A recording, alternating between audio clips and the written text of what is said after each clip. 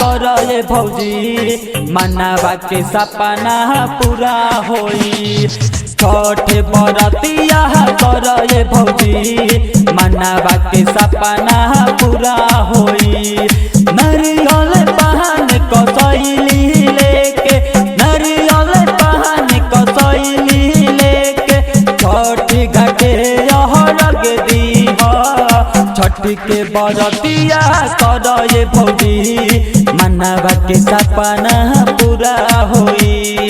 छठी बरतिया कर ये भौजी मनवा के सपना पूरा होई।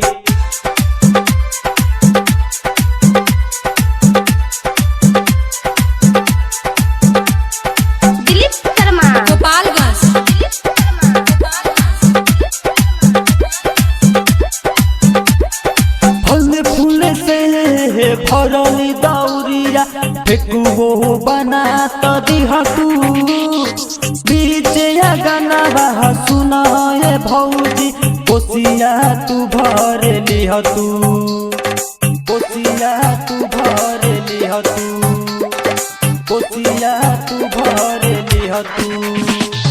फल फूल से भरल दौरिया फेकुओ बना तू लिह तू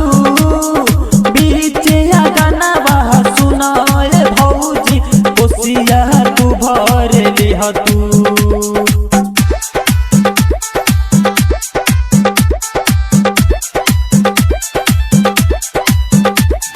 रात भर छठी घाटे जगबू भौजी मनवा के सपना पूरा होई। रात भर छठी घाटे जगबू भौजी सोहो चले सपना पूरा होई। नरियल पहन कसैली लेके नरियल पहन कसैली लेके छठी घाटे पूजन करीह। छठी के बरतिया कर ये भौजी मनवा के सपना पूरा होई। छठ परबिया कर ये भौजी सोहो चले सपना पूरा होई।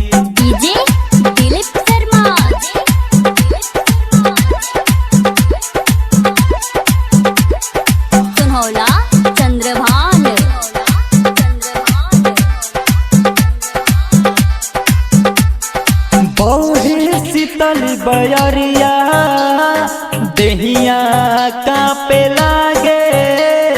छठ परबिया से बढ़ के कवनो पूजा ना होखे कवनो पूजा ना होखे कवनो पूजा ना होखे। बोहे शीतल बयरिया देहिया कांपे लागे।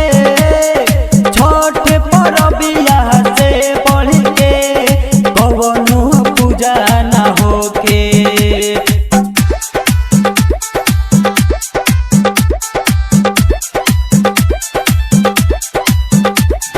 रौशन गुलशन चली संगे छठ घाटे पूजन करीह। रौशन गुलशन चली संगे छठी घाटे पूजन करीह।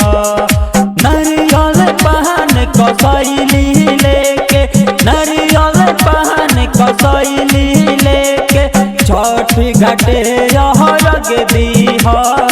छठ के बरतिया कर ये भौजी मनवा के सपना पूरा होई। छठी बरतिया कर ये भौजी मनवा के सपना पूरा होई।